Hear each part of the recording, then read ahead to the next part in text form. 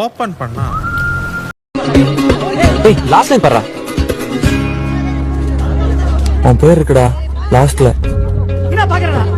ஒண்ணுது second Lastra. பாரு. அண்ணா நீ பாஸ்டா.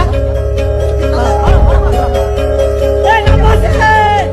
பஜாய். Jai pass. இல்லடா வாழ்க்கையை வெறுத்துட்டோம். நாங்க லாஸ்டா வந்தது கூட எங்களுக்கு வருத்தம் இல்ல.